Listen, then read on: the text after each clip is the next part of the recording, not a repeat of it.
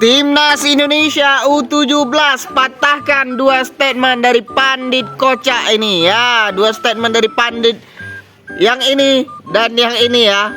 Coach Justin dan Towel dipatahkan oleh Timnas U19. Kita mulai dari Coach Justin yang katanya pelatih futsal, mantan pelatih futsal ya, yang pernah dibantai sama Coach Nova Arianto ya.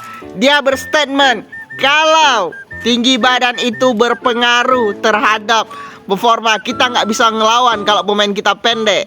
Itu kata ini dia, coach futsal ini ya.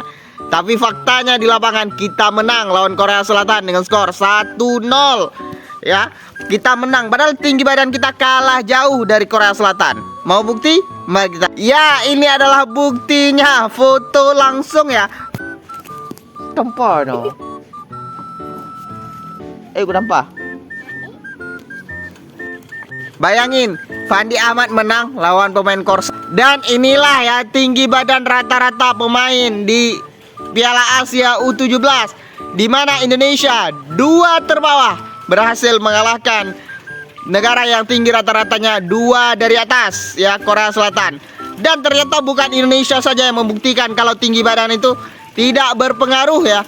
Vietnam juga berhasil membuktikan. Ya, Vietnam juga membuktikan kalau mereka bisa melawan negara yang lebih tinggi badannya ketimbang negara mereka. Ya, Vietnam 4 terbawah melawan Australia 4 teratas. Hasilnya ya, Vietnam dan Indonesia buktikan kalau tinggi badan itu nggak pengaruh dalam sepak bola. Ya, jadi performa pemain itu tergantung fighting spirit, kemudian hoki dan segala macam ya, taktikal. Nah, jadi nggak pengaruh. Nah, setelah Justin kita lihat Towel ya. Towel bilang timnas Indonesia harus bermain menyerang supaya kita bisa menang. Justin juga bilang seperti itu ya. Dan hasilnya kita lihat. Ini adalah statistik timnas Indonesia ketika berhadapan dengan Korea Selatan U17. Kita bermain full bertahan ya, dengan 2 shot on target, dengan 5 tembakan ke arah gawang.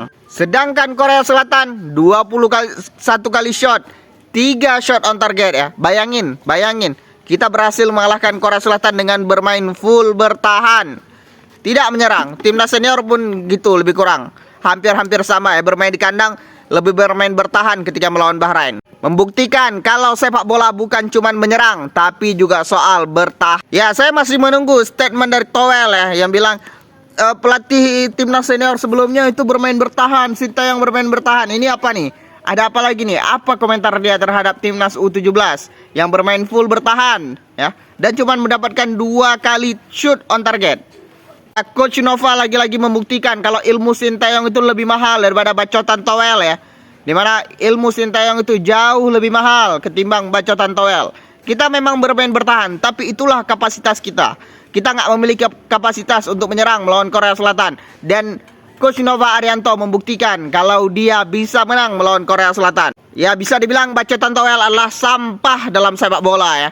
Ya, bacotan 2 pandit itulah sampah. Jadi kawan-kawan gak usah dengerin lagi apa bacotan dia. Bahkan pelatih Korea Selatan pun yang U17 mengatakan Indonesia sedikit lebih beruntung. Sepak bola bukan hanya soal menyerang, tapi juga soal keberuntungan ya. Jadi ada juga faktor hoki timnas Indonesia menang. U17 menang melawan timnas Korea Selatan U17. Tapi hoki itu telah didapatkan setelah kerja keras ya. Jadi nggak sembarangan hoki itu bisa didapatkan. Tapi gimana menurut kalian? Tulis pendapat kalian di kolom komentar. Let's go.